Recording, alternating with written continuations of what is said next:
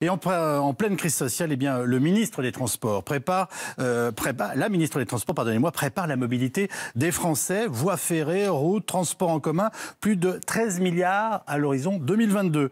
Coup de frein sur la voiture, Vincent Fahandège. Elisabeth Borne entre dans le vif du sujet. Voilà 36 ans qu'une loi sur l'organisation des transports n'avait pas été présentée, avec un seul objectif. Mettre fin aux zones blanches de la mobilité, c'est 80% du territoire où il n'y a aucune autorité publique qui s'occupe de proposer des solutions alternatives à la voiture individuelle et où donc posséder sa voiture est la seule solution. Pour limiter l'usage de la voiture individuelle, la ministre des Transports parie sur le vélo et le covoiturage. Un forfait mobilité est créé. Il pourrait atteindre jusqu'à 400 € par an pour les utilisateurs. Un effort considérable est également mis sur les infrastructures. 13,4 milliards d'euros, principalement pour rénover les réseaux ferroviaires et routiers existants. Il y a également l'apparition des zones à faible émission. Désormais, les villes de plus de 100 000 habitants pourront interdire la circulation des véhicules les plus polluants dans certaines zones à certaines heures. En revanche, l'idée d'instaurer des péages urbains n'apparaît pas dans le texte pour ne pas accentuer les fractures entre territoires.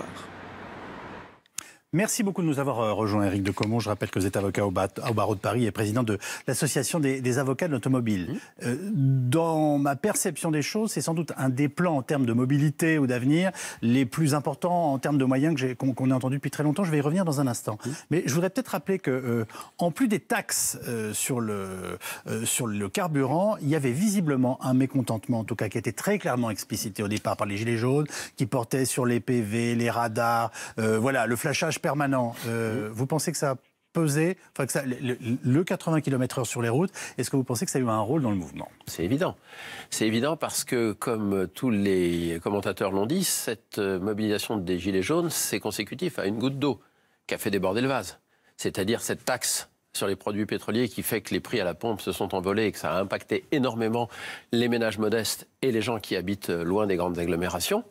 Mais je ne pense pas que la mobilisation aurait été aussi forte si ça n'était pas venu se surajouter sur un tas d'autres mesures. Et vous l'avez très bien rappelé, effectivement, le 80 km/h n'est absolument pas admis, toujours pas, dans effectivement les territoires. Parce qu'on va rappeler que c'est une mesure pour les ploucs qui habitent à l'extérieur du périphérique, cher à notre grand timonier. Mais pardonnez-moi, excusez-moi, donc ça veut dire que c'est une crise de la bagnole, avant toute chose, cette histoire? Pas que de la voiture, parce que quand on vous dit ma CSG a augmenté, j'ai moins d'argent, j'arrive pas à finir le mois, c'est pas que à cause de la voiture. Je pense que si, effectivement, les Français vivaient bien, y compris en province, y compris quand ils ont besoin de la voiture, peut-être qu'ils seraient moins sensibles à cette goutte d'eau qui, justement, a fait déborder le vase. Bon, vous avez abordé la question du 80 km/h. Je fais une parenthèse, oui. Peut-être parisien. Oui. Enfin, moi, à chaque fois que je me retrouve en ce moment en province et que je roule à 80 km/h, j'ai l'impression d'être quelqu'un de normal. Vous voyez, je me sens pas traumatisé. Qu'est-ce qui se passe dans la tête des automobilistes que ça traumatise? Parce que vous avez peut-être la chance de pouvoir rouler à longueur de journée, en semaine, comme tous les autres Parisiens et les Franciliens, sur des axes qui ne sont pas limités à 80 km/h. Il n'y en a pas à Paris, il y en a quelques dizaines de kilomètres sur toute l'île de France. Maintenant, quand vous habitez dans les territoires, comme on dit quand c'est compté une élite parisienne... c'est à 70 km/h, donc je suis au contraire directement impacté. Tout et bien à fait. Plus que, mais le périph', c'est une ceinture. Franchement, ma question est sincère. C'est en quoi ça bouleverse la vie des provinciaux de rouler à 80 plutôt qu'à 90? Écoutez, tout simplement parce que ça leur fait perdre du temps, parce qu'ils le ressentent effectivement comme une brimade réservée aux provinciaux, parce qu'encore une fois, ça n'impacte pas les gens qui habitent en Île-de-France, qui habitent à Paris, qui habitent éventuellement dans les grandes villes, et ça touche énormément tous les gens qui font des dizaines, voire des centaines de kilomètres à cette vitesse-là et qui n'ont pas l'option, qui n'ont pas la possibilité de choisir entre une route départementale ou nationale et une route à 4 voies ou une autoroute, soit parce qu'il n'y a pas l'option, tout simplement, pour les déplacements locaux, soit tout simplement aussi parce que, précisément dans ce contexte financièrement très difficile, on choisit souvent la route plutôt que l'autoroute pour des raisons financières. On va largement en débattre dans la seconde partie de l'émission, mais est-ce que vous conseillez, vous prenez le bon docteur de Caumont, un thermomètre, et il connaît un peu la température de ce que pensent les automobilistes. Oui. Voilà. Alors, est-ce que vous diriez aujourd'hui au gouvernement, il serait sage, au minimum, de mettre en place un moratoire sur les hausses de taxes début janvier?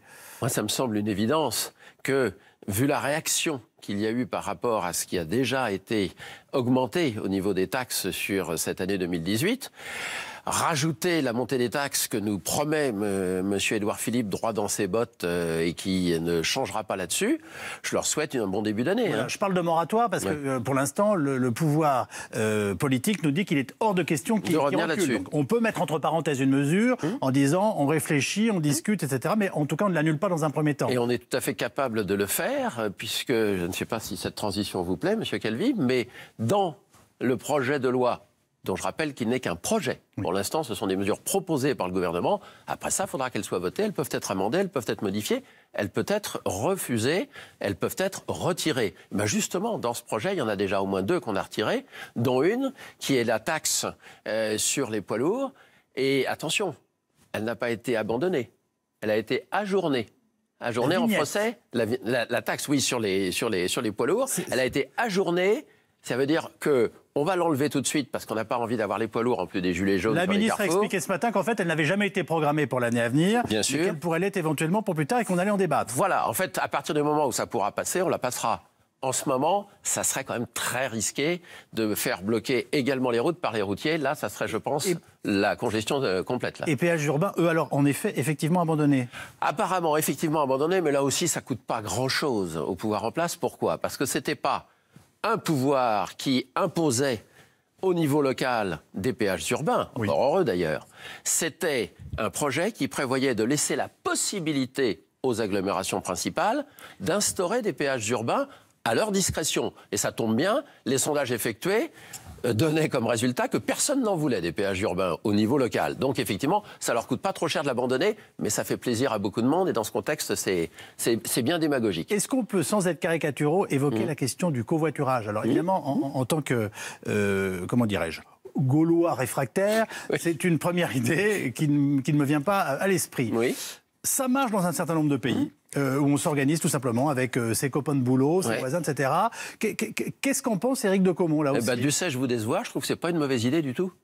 Et ça rentre dans le cadre de ce que moi j'appelle toujours de mes voeux, c'est-à-dire l'écologie incitative.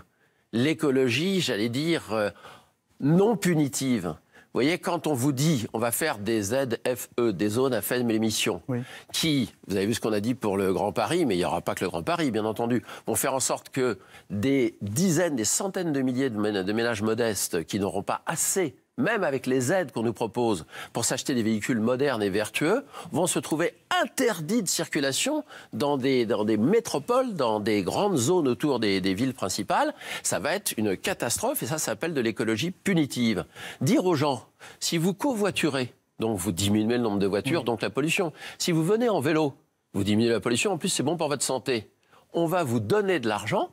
Moi, j'appelle ça de l'écologie incitative, c'est très intelligent. À condition que le convoiturage puisse permettre d'aller en tout point, par exemple, des grandes villes ou de nos capitales. On est bien d'accord. À condition qu'il y en ait un qui veuille bien covoiturer les autres et qu'il y ait une voiture qui soit autorisée. Nous sommes d'accord. On revient toujours à la même chose. Il vaut mieux se faire un bon ami qui a les moyens d'avoir une belle voiture hybride ou électrique neuve. Des efforts sur nos routes nationales, notamment l'enveloppe qui est annoncée de 13 milliards. Alors, vous avez eu raison de rappeler que ça devait être maintenant débattu et discuté.